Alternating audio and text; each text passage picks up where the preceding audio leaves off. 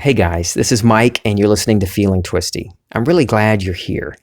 Earlier, I started to do a podcast a couple of hours ago, and there was a lot of noise going on around my house, a lot more than usual. My neighbor was especially loud with his lawnmower. And then, since the quarantine's going on, we have a lot more people in the house all the time. I have a family of 8, but 2 are not here usually. So usually six of us in the house, and they were especially loud today. And as I was trying to record the podcast earlier, oh my God, it kept bothering me.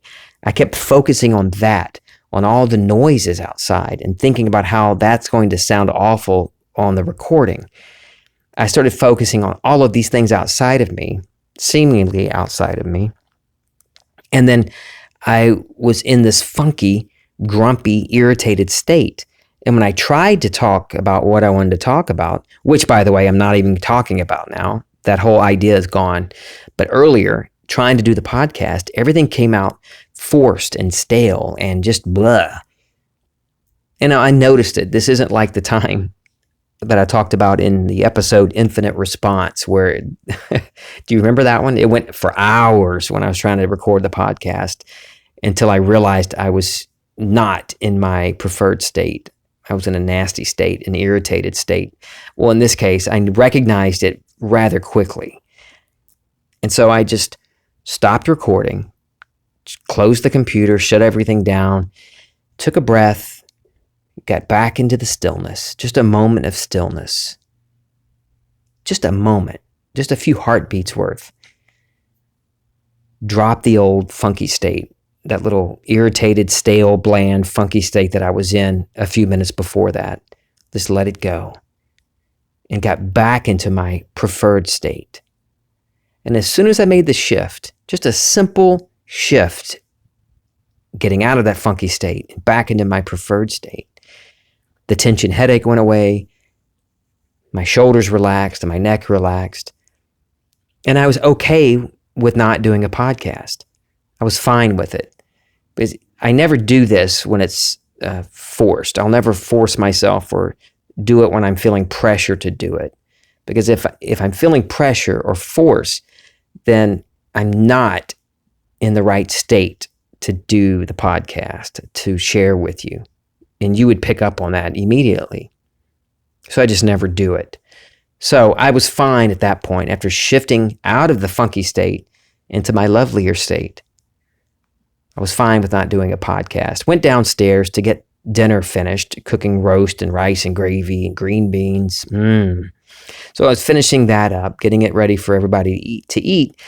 And then 3 great stories came to mind that I wasn't even thinking of earlier, the first time I tried recording the podcast. These 3 things had already happened, but I just wasn't thinking about them. They didn't come to the surface of my mind as great stories to tell you. That's why it's important for me to make sure I'm in the right state before I crack the mic and start talking to you. So that's what I'm going to share today. Not at all what I was going to talk about earlier. I'll get to that some other day. But these 3 little stories to show you how simple and easy it really is. Because you've been doing this all your life, and now that you're listening to me and exploring what Neville Goddard teaches, you realize that, oh, I can control this. I can be intentional with my imagining and manifest, experience some wonderful things in this life. And not just the big things, the big 3, health, wealth, and love, but every day-to-day normal things, even the seemingly mundane things. And that's kind of what I'm talking about today. Just 3 ordinary happenings, but changed because of my imagining. Okay, so story number 1. A few hours ago, my 19-year-old son started hollering for me. I heard him cursing. Blankety blank TV. So I went to check on him, and he has a flat screen television in his room, and it was just cutting on and off. The opening screen would come up for a second, and then it would power off for a second, back and forth, off and on, and it wouldn't stop, even though he was not using the remote control. So I told him to unplug it and give it some time to cool off. And I just walked down the hall and just for a moment, a couple of seconds, just imagined hearing his voice saying, "Dad, it's working." That's it. And then I walked back down the hall and told him to see if he can use the can of air duster to spray out the back of it to see if there's any dust in the panel of the television. So he blew it out with the duster and he said nothing came out, but I told him to give it a few more minutes to let it cool off and then plug it back in and see what's what. And of course, I hear his voice down the hall, "Dad, it's working." So the television is working fine now. He even unplugged it and plugged it back in just to make sure. He wanted to make sure it wasn't a fluke that it was working now. But I knew it was going to work as soon as I decided that it was going to work. And it was just that little imaginal scene. Now, it wasn't the scene itself that had any power. It was me moving in imagination, hearing his voice. And that whole little scene implied that the TV's working fine. And it is. It's working, still working fine. Okay, story number 2. I'm pulling towels out of the dryer a little while ago, and they were nice and hot. You know that feeling of you pull clothes out of the dryer and get them all in your arms and you feel the heat of it.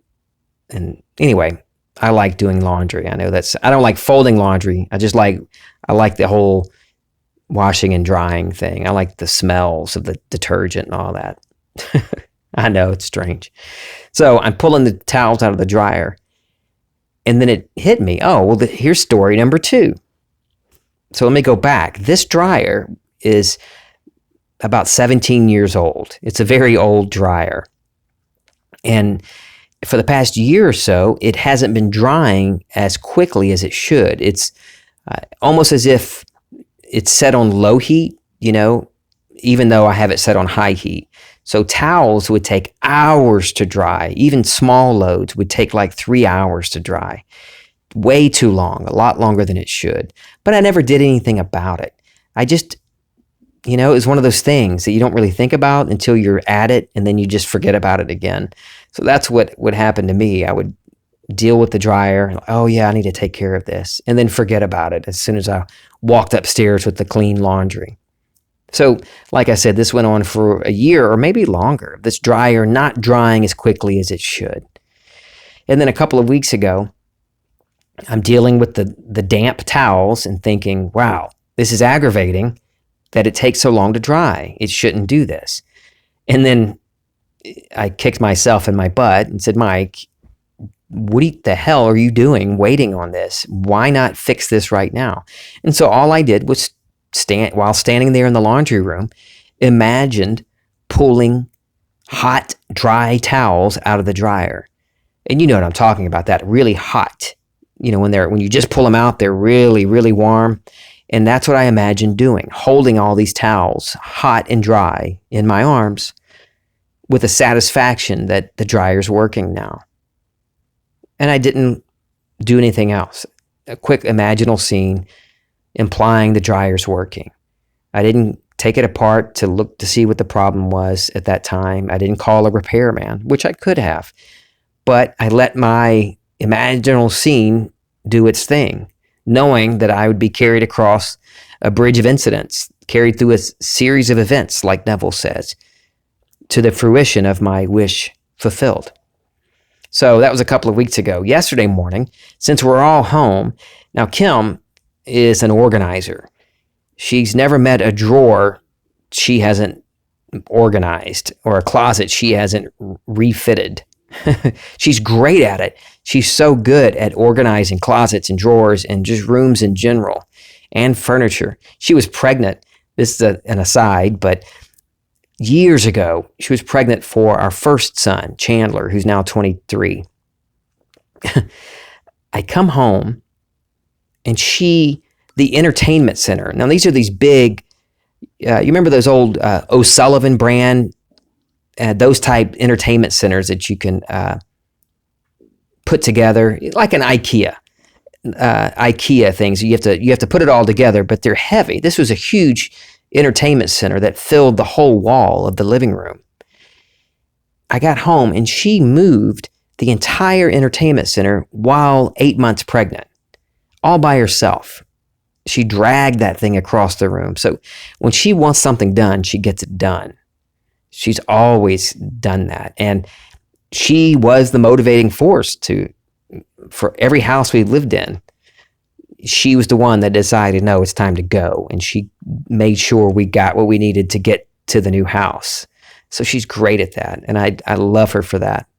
So yesterday morning, she was in that motivated cleaning and organizing mode. So I go down the laundry room. She's got the dryer pulled away from the wall, the exhaust hose disconnected, and says, you need to come clean this. The exhaust hose was full of years and years worth of lint buildup. I mean, that stuff was hard and crusty. So I clean all that out, and then I noticed in the dryer where the exhaust connects, it was a huge mound of lint and dust. And I cleared all that out and vacuumed it out. We put it all back together, and a couple of hours later, we're doing laundry, and I go to check the laundry, not assuming it's still going to be damp, but just not even thinking about anything, just going to open the dryer, and the clothes were nice and dry. And that's when it hit me. Oh, wow, it's working. It's back to normal. So that little imaginal act, me holding a big mound of hot, dry towels that I just pulled out of the dryer a couple of weeks before, came to fruition just a couple of weeks later. And you can, I don't normally pick through to see what was the bridge of incident, what was the series of events that led to it. But in this case, it's pretty obvious that if Kim, she was home during the day and so highly motivated to get more stuff done than we normally do. And she went to the dryer first yesterday morning for some reason, to start cleaning behind it before anything else in the house, which got me to get down there and clean out the exhaust. And now the dryer's working just as good as it did 17 years ago. Okay, third story. We're doing, like I said, a lot of work around the house. Our downstairs bathroom, we're replacing the tub, faucet, and shower heads, redoing all of the fixtures. And so we have my dad is helping me with it. I'm nearly 50. He's nearly 80, but the man has built houses with his bare hands, and he can do electrical work and plumbing. He can do all these wonderful things, and he can see what to do and do the math. He knows how to do it all. So even at this point in our lives, I'm still his apprentice when it comes to plumbing and carpentry work. But we're working on the tub faucets right now. And tomorrow we are supposed to get together and finish making the connections, reopening the water lines to the tub. And honestly, after today, I was really tired today. We did a lot. I was on the road a lot, and doing things around the house. I had the kids. We were wiping down walls and baseboards and cleaning out cabinets, a lot of stuff. And I just was kind of tired this afternoon, and I was thinking about tomorrow. And then this is purely selfish, but there is no desire that isn't selfish. Even if you think you're helping others, there's nothing that you can desire that isn't completely selfless. Anyway, but this was a lot selfish. I just didn't want to do it tomorrow. I was thinking, I'd rather just not mess with the plumbing tomorrow or for that tub. And I just contemplated it for a little while. Like, it'd be nice if we could just take a break, just relax tomorrow. But I didn't go any further with it. I didn't imagine a scene or anything. I just kind of let that roll around in my brain for a little bit. How nice it would be to not have to work on it tomorrow, to take a break. Kim's going to kill me when she hears this. Anyway, a little while later, Kim suggests that we boil crawfish tomorrow. And by we boil crawfish, I mean watch my dad boil crawfish. He's got all the stuff and he knows how to do it. I help clean the crawfish and help him with the mechanics of it, but he does the actual cooking, the boiling. So she wanted to boil crawfish tomorrow. Now, that's an all-day thing to go pick up the crawfish and get them washed and boiled and all these things. If you've ever boiled crawfish, you know it's not something that you can just do in an hour. It's an all-day event for us.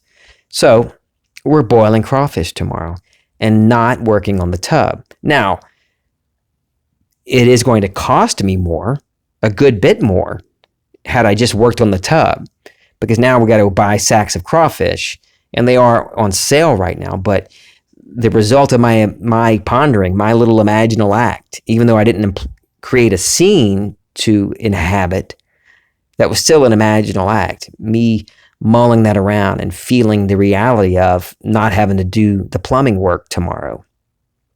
And as a result of that, we're boiling crawfish, and it's going to cost me a great deal more money.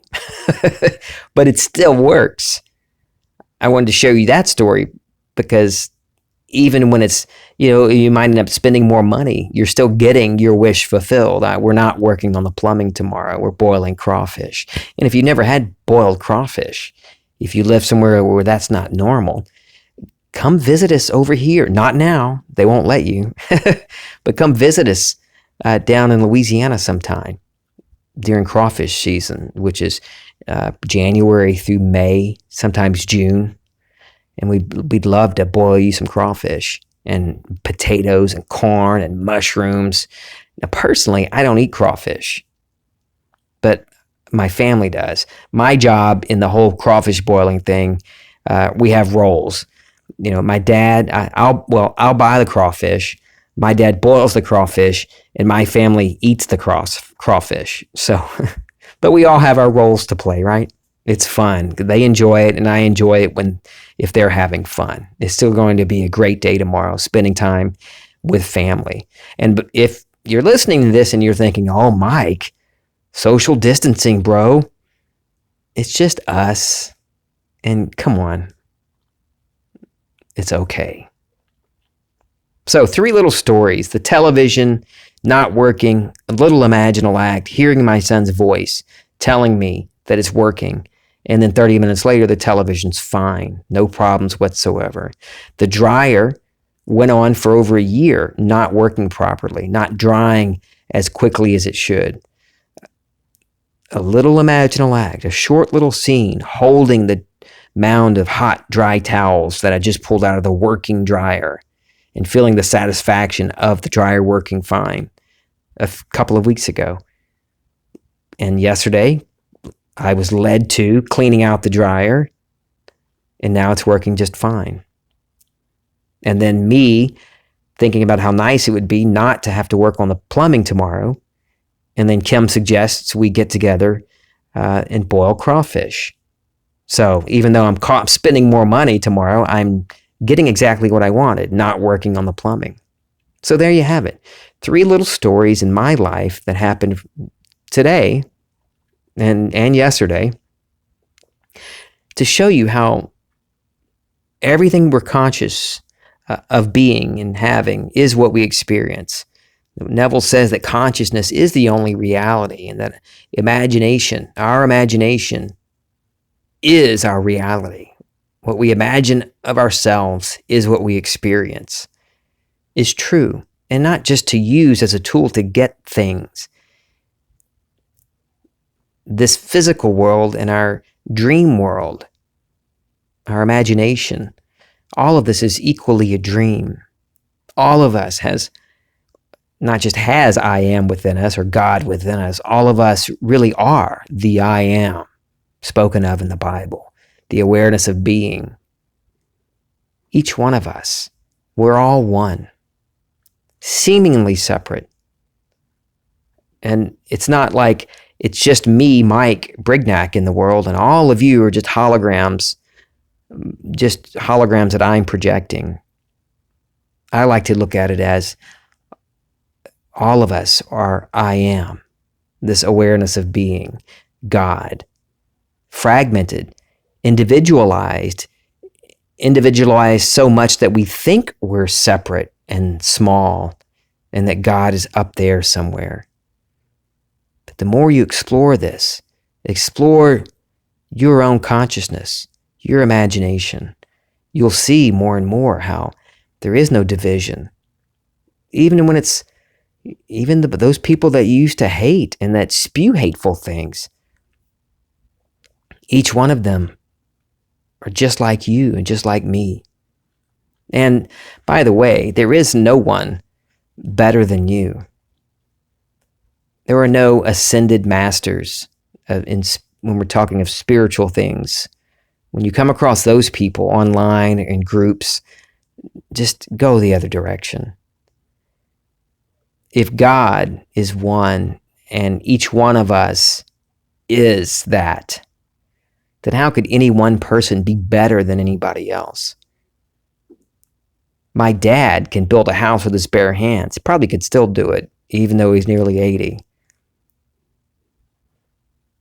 And he's a master at that. But it doesn't mean who he really is any better than who I really am. I can talk on a microphone with ease. Working in radio and television, this kind of thing was always more natural feeling to me than anything else. I was fine on a microphone. Crack a mic open and I'm come alive. But now Kim does not like to talk on the microphone or in front of people. I love doing it. She can't stand it. It's different, but neither one of us is better. Like 2020 says, different is always better than better. But there is no true better when we're talking about people. There is no teacher that you come across that is better than you. You're only coming across them because your own consciousness, your imagining brought them into your life, into your consciousness.